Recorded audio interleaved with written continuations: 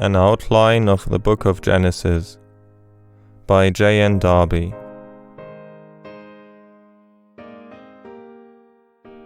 Chapter 1. Creation, which seems a simple thing, but is not, and is only apprehended by faith. It is the first element of faith, spoken of in Hebrews chapter 11. Then the formation of the earth, where God put the responsible man, the center and lord of it, and in which all the principles of man's relationships with God are to be developed. Chapter 2. The responsible man in the relationship in which God has set him to himself, the world, the creatures, to his wife, Eve, in whom the church is typified. At the beginning of it is the rest of God, into which man never entered. Chapter 3. Man's responsibility is tried by temptation and his total failure. The judgment on Satan and the promise of and to the seed of the woman. But the first man is driven out from the presence of God. Chapter 4. Adam becoming the head of a fallen race, though Eve hopes to get the promise through the flesh. Man completes sin by killing his brother, and the world is set up without God. God gives an appointed seed in lieu of the slayer and the slain. Chapter 5. The genealogy of the race of Seth, the Lord being called upon. And in the midst of it, one is seen walking with God and translated to heaven. Chapters 6 to 9. The total corruption and wickedness of man, and the flood closing the history of the first world. Noah is preserved through it, and the animals.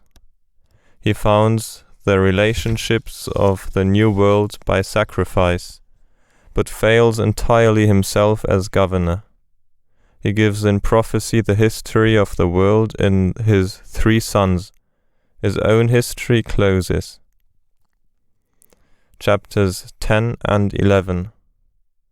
The setting out of the world in nations and families in these 3 sons, and that happening by the judgment of God on their setting up themselves independently of him, to make themselves a name, Babel.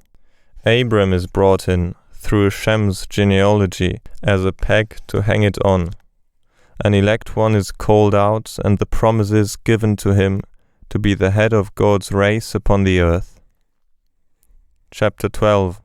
He, having followed the call of God eventually, is in the place of promise, a stranger and a worshipper. But through pressure of circumstances, he gets out of it, and into the power of the world, denies his wife, and has no worship. Chapter 13. His entire abnegation as to the world, and the full revelation to him of the sphere of promise. Chapter 14. His victory over the world, and the revelation of Melchizedek as priest, and millennial blessing brought in, after his conquering the kings, and God possessor of heaven and earth. This closes that part of the history. Chapter 15.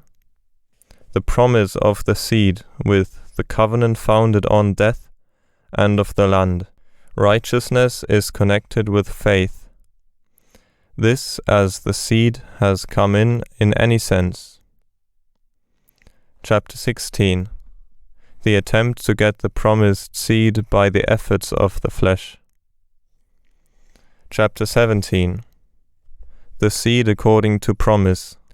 God reveals himself to Abraham by his dispensational name, and gives him the promise of the seed, with the seal of circumcision also. Abraham is to be the father of many nations, and the heir of the world. Chapters 18 and 19. God visits Abraham and confirms the promise as an immediate thing. Abraham on high in communion with God, and the world judged below in connection with Lot in Sodom, and the righteous one saved out of it. The Lord knoweth how to deliver the godly out of temptations, and to reserve the unjust unto the day of judgment to be punished. 2 Peter 2 verse 9. We had Enoch the heavenly man, and Noah the earthly remnant. Now we have had Abraham the heavenly, and Lot the earthly. Chapter 20. Abraham failing in respect of faith as to those who were externally within the place of promise. Abimelech and the Philistines is delivered, and as prophet intercedes for them. The church could not go on with these mixtures. Then, having denied his wife, the rebuke is put upon Sarah, the church, or Israel as the vessel of promise, as the case may be. The world knows very well that the church ought to be for Christ, and how to reprove her. Chapter 21. The son of promise is born, and the law cast out. Galatians 3 verse 4. Hagar and Ishmael. And further, Abimelech and those Philistines who were in the place of promise, the son being born, become subservient to Abraham, who figuratively takes possession of the place of promise, planting a grove, and worships. He was only in a tent before. Chapter 22. Abraham's sacrifice of Isaac upon Mount Moriah. Thereupon the promise is confirmed, not to Abraham, but to the seed, as before given in chapter 12. This leads to another principle. He had given up the promises according to life here. He gets them in resurrection on the ground of the complete sacrifice offered to God. Chapter 23. As the heir died, so the old vessel of promise, Sarah, dies. Thus Israel is set aside. Chapter 24. Abraham sends down Eliezer, who represents the Holy Ghost, to get a wife for the risen Isaac, who is in no connection to go back to his old country, all things being given to him as son and heir. The bride is taken out of the old land, gifts conferred upon her. She is brought to Isaac and into the place of the vessel of promise, Sarah's tent. The Jew had been the vessel of promise, the church now is. This closes Isaac's history as the risen one. Chapter 25. We have now done with the first great principles of faith and the risen one, Isaac, and we come down to earth and the heir of the earthly promises, Jacob, the Jew who goes down and gets a wife there. Jacob, who values the promises that Esau despised, who had the title to them, comes in by grace and election without title, Romans 9. In point of fact, it came by the profanity of Esau, but the means of getting it were evil. Still God secures the result. We find the immense principle that we have only to take care that the means employed are right in possessing ourselves of all that God has promised. God might have made Isaac cross his hands in the blessing, or the like, to secure the promises to Jacob. Chapter 26. The renewal of the promises to Isaac. He is forbidden to go down into Egypt, the world. He is to have nothing to do with it in his Isaac position. Follows his father's example in denying his wife, but Abraham did it in the place of promise, Isaac on lower ground. Decay in the place of promise. He has contention and hatred in the place of the world. But when he gives up the wells and gets into his own limits, Beersheba, then he is owned by those who were there. Chapters 27 to 31.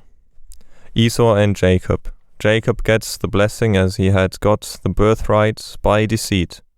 He goes down to what represents the world to get his wife. Not as Isaac, who got a wife sent up. He looks for blessings and earthly promises, and vows tithes to God, if God will take care of him. However, God does so. This is very low ground, but still there is faith. He uses duplicity towards man, and he is cheated himself, paid in his own coin, so to speak. He gets Leah instead of Rachel. He has got the Gentiles looked at as on earth. Still the Jews are loved, Rachel. He represents the Lord in his ways, not in his conduct. He loves Rachel. The Gentile, Leah, never loved like the Jews upon earth. But God blesses Leah. God brings back Israel with his children after having been a slave for 21 years to his land. The instruction we get is this: the Lord takes care of the believer, but he is cheated and worried, enslaved, and reaps in discipline the fruit of his own ways. We mark a wretched state of faith in him. There was faith, but his was a dismal, earthly history, attempting to get his object in a carnal way, and he is chastened all through. Chapters 32 to 34. Esau comes, and again we find lies. God sends a host of angels, and he sees his hand, but nothing raises his faith, and we see the utter weakness of fleshly ways, and the spirit in which he walks, low and earthly. The Lord will not allow Esau to touch him, but takes him in hand himself, and wrestles with him at Jabbok, when he had sent all over. He will not reveal himself, but makes him halt for life, giving him faith to overcome. You get a great deal more experience in one that walks badly than in a person that walks well. The man that walks with God has very little experience, but all he has is with God. Enoch walked with God, and was not, for God took him. That is all about him. Abraham has no wrestling, but is up on high, interceding calmly with God for others in communion. Jacob is below, interceding for himself, and God wrestling with him. Not he with God, who gives him power for the conflict, but will not reveal himself. Jacob had asked him, but he would not tell him his name. Then he makes another blunder. He buys land, not a sepulchre like Abraham, settles in the place and builds an altar there, calling it El Elohe Yisrael. He was this, but no revelation. Marriage proposed with his family there. Chapter 35. Now God says, "Go up to Bethel." There he would appear to him. The moment he is to go and meet God, he thinks of the idols which he knew all about quite well before. There is no putting away of idols until we get into God's presence. Then they are put away. The first thing God now does, when the idols are buried, is to tell his name, which he did not at Penuel. The intercourse is short, no intercession for others, not the same bright blessing as with Abraham, but intercourse, talking with him. God goes up from him at this place. This has brought us back to Rachel, Israel's history in fact. She dies. She had had Joseph. Now she has Benjamin. She calls him Ben-Oni, the son of my sorrow. Jacob calls him Benjamin, the son of my right hand. This points to Christ at God's right hand, who was the son of affliction also. Chapter 36. The world set up in order before God's people are. Esau with kings and dukes. This closes the history of Jacob. Chapters 37 to 48. Now the history of Joseph begins with his dreams, and so on. He is despised, but he has the wisdom of God as soon after the power of God. Rejected by his brethren and sold to the Gentiles, he shows himself all through as the godly one in patience and lowliness. Then he passes to the right hand of power, and receives back his repentant brethren in that character, and puts them in the best of the world, Goshen. In the midst of this history, Judah is going on in wickedness, chapter 38, yet it is the Lord's genealogy. Jacob could bless Pharaoh. The less is blessed of the better.